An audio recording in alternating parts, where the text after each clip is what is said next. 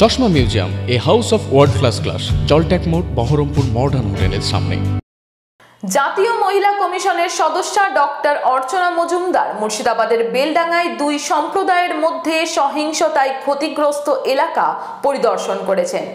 শনিবার সকাল থেকে তিনি বিভিন্ন গ্রাম পরিদর্শন করেন। বেলডাঙ্গা, মাড্ডা, হরকেনপুর, বাসছাতর, কাপাসডাঙ্গা, দক্ষিণপাড়া গ্রামের মহিলাদের সাথে কথা বলেছেন।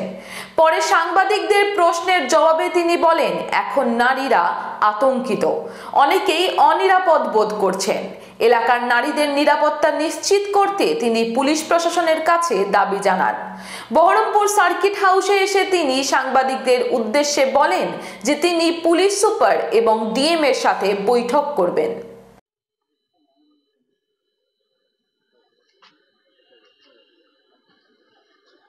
আতঙ্ক তো মনের ভেতরে না, মানে ইন্টারনেটে এসছে, তারা একটু ছবি টবি দেখাতে পারছে, দোকানপাট খুলেছে, মানুষ বেরিয়ে এসছে।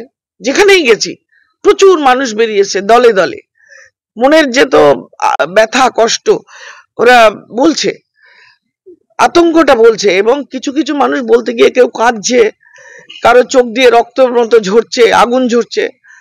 মানুষের কষ্ট, মানুষের ক্রোধ, মানুষের যে নিজের বাড়িতে থেকে নিজে যেভাবে সেকেন্ড ক্লাস থার্ড ক্লাস সিটিজেনের মতো ভীত শঙ্কিত পশুর মতো থাকা, মানে কোনো স্বাধীনতা নেই, বাক স্বাধীনতা নেই, চলার স্বাধীনতা নেই, এইভাবে মানুষ বাস করছে। এই পরিবেশ থেকে এই মানুষগুলোকে তুলে এনে স্বাভাবিক জীবনে ফিরিয়ে দেওয়াটা আমাদের নৈতিক কর্তব্য, দায়িত্ব, এবং আমরা এর জন্য বদ্ধপরিকর, যা করতে হয় করব।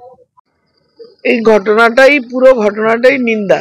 মানে একজন মানুষ, দুটো শ্রেণী, দুটো ধর্মের মধ্যে যে বিষ আজকে ছিল, এটা কিন্তু পশ্চিমবঙ্গের ট্রেডিশন নয়। বাংলায় আমরা ছোটবেলা থেকে বড় হয়েছি, এই বহরমপুর বা বেলডাঙ্গায় এই ধরনের ঘটনা আগে বোধহয় এত ঘটতো না। কিন্তু এখন এই জানিং আজকে যেটা গেলাম মহল্লা মহল্লা ধরে, যে জায়গাতে হিন্দু একটু বেশি, সেখানে যাচ্ছে তাই ভাবে, মানে ওরা যেটা বলছে, একদিন রাত্রিবেলা কার্তিক পুজোর ঘটনাকে কেন্দ্র করে কিছু একটা রটনা হয়েছে বা ভিডিও হয়েছে, তার উপরে ভিত্তি করে মব বেরোলো, শত শত হাজার হাজার লোক বেরোলো, কারো হাতে ঢাল তলোয়ার, কারো হাতে মেশিন, বা কেউ বম্ব ইউজ করেছে।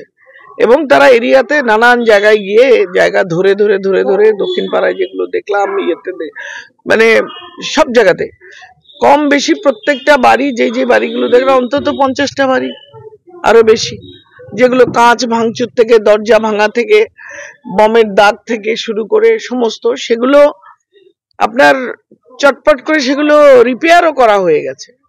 কিছু কিছু জায়গায় এতদিন তো বাইরের লোক ঢুকতে পারেনি। আমি এই বোধহয় প্রথম এলাম বেলডাঙ্গার ঘটনায় সরকারি তরফ থেকে। তো এর মধ্যেই ভাঙা দরজাগুলো রিপেয়ার হয়ে গেছে, পুলিশ করে দিয়েছে। যেখানে বম পড়েছে দেয়াল, মন্দিরের গায়ে, সেই জায়গাটা রং করে দেওয়া হয়েছে। তো আমার মনে হয় পুলিশকে আরো বেশি তৎপর হতে হতো ঘটনাটা বন্ধ করার জন্য, প্রিভেনশন, বা তাদের যারা দোষী তাদের শাস্তি, বা নেসেসারি অ্যাকশন। দেন এই দাগ মোছা, প্রমাণ মোছা, লোপাট করার থেকে, এটা আমার মনে হয়েছে। আমার আরেকটা জায়গা মনে হয়েছে যে মানুষগুলো কত অসহায়। একদিন ঘটনা ঘটেছে, ঠিক আছে, পরের দিন আবার বিকেল বেলা আবার তারা কোনো কোনো জায়গায় কামারশালা লুট হয়েছে, সেখান থেকে যত ওই তলোয়ার, শাবল যা পেয়েছে গাইতি, সেগুলো নিয়ে আবার বাড়ি অ্যাটাক হয়েছে। বিশেষ করে মন্দিরগুলো, বেলডাঙ্গায় প্রচুর মন্দির আছে, ছোট, কম, বড়, মাঝারি। সেই মন্দিরগুলো মূর্তি ভাঙা হয়েছে। কিছু ভিডিও এসছে আমাদের কাছে, যেগুলো আমরা আগে দেখিনি। সেখানে দেখা যাচ্ছে কার্তিক ঠাকুরের গলাটা পুরো কেটে বের করে দিয়ে সেটা নিয়ে ফুটবল খেলতে মতো করে পায়ে লাথি মারতে মারতে নিয়ে যাচ্ছে। প্যান্ডেলে আগুন জ্বলছে, কোনো বাড়িতে কাঁচ ভাঙা হচ্ছে খুব। মানে সত্যি কথা বলতে কি, আমি যতজনের সঙ্গে কথা বলেছি তাদের 50% পিপল তারা ডিসপ্লেসড, বাড়িতে নেই। অধিকাংশ বাড়িতে মহিলারা তো নেই, পুরুষরাও, কম বয়সী ছেলেরা দু একজন করে আছে, বাকি পরিবারের সকলে পালিয়ে গেছে। আমার এই জায়গাটা এসে মানবাধিকার কমিশন বলুন, মহিলা কমিশন বলুন, সরকার বলুন, প্রত্যেকের কাছে, যে একটা ডেমোক্রেটিক রাজ্য যেখানে আমরা ট্যাক্স দিয়ে নিজের বাড়িতে থাকি, একটা মানুষের গণতান্ত্রিক অধিকার যেটা দিয়ে আমরা সরকার ঠিক করি, সেই সরকার এবং তার ব্যবস্থায় যে প্রশাসন, তাদের এখানে দাঁড়িয়ে একটা শ্রেণীর মানুষকে তার নিজের বাড়ি থেকে সব ফেলে পালিয়ে যেতে হচ্ছে। প্রশাসন কি কি কাজ করেছে এই প্রশ্নগুলো আমি কিন্তু রিপোর্টে লিখবো, মেনশন করব। শুধুমাত্র প্রোটেকশন নিশ্চয়ই পুলিশ কাজ করেছে তাদের মতো করে, তা নইলে হয়তো আরো ভয়াবহ হতো, আরো খারাপ হতে পারত। কারণ এটা আমি পরিষ্কার বুঝেছি, যে কোনো কারণে হোক একটা উস্কানি এসেছিল, যাতে একটা শ্রেণী অত্যন্ত এক্সাইটেড হয়ে গিয়ে ঢাল তলোয়ার নিয়ে দল বেঁধে বেরিয়ে হুজ্জুতি করে বদমাইশিটা করেছে।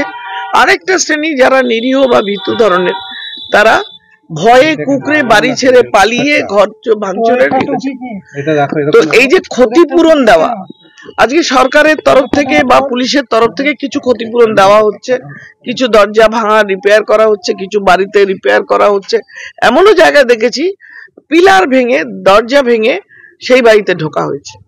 তো কতখানি, এবং সবচেয়ে বড় কমপ্লেইন হলো যে থানার ওসিকে ফোন করে পাওয়া যায়নি, পুলিশ সারা রাত আসেনি। এটা অত্যন্ত চিন্তার বিষয়। ক্রাইসিসে যদি পুলিশ প্রশাসন না পাওয়া যায়, মানুষ কোথায় যাবে? এটা কোনো দুপক্ষের বা দুটো ধর্মের মানুষের রায়ট, সেটা যেমন একটা ব্যাপার, তার চেয়ে বড় ব্যাপার আমার কোনো ক্রাইসিস হলে আমি administration, law and order situation যদি সরে যায়, সবার আগে আমি কাকে ফোন করব? পুলিশকে।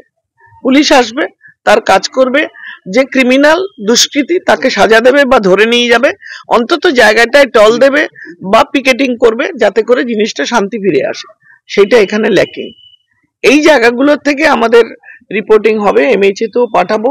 বেশ কিছু জায়গায় আমি প্রচুর সকেট বম্ব, এমনি বম্বের নিদর্শন প্রমাণ পেয়েছি, দাগ পেয়েছি, চিহ্ন পেয়েছি, শেল আছে, ছবি পেয়েছি, ভিডিও পেয়েছি, চার্জ করেছে পেয়েছি, কোন জায়গায় বম্ব লেগে আগুনও ধরে গেছে সেগুলোও পেয়েছি। তো এইগুলোর থেকে আমি যা যা পেয়েছি সেগুলো রিপোর্টে জানাবো। তবে বেলডাঙ্গা বহরমপুর অবস্থা, we are not happy, we are not satisfied। মানুষকে মানুষের কাছে আসতে হবে। আত্মীয়তার বন্ধন মানুষে মানুষে হয়, ধর্মে ধর্মে হয় না।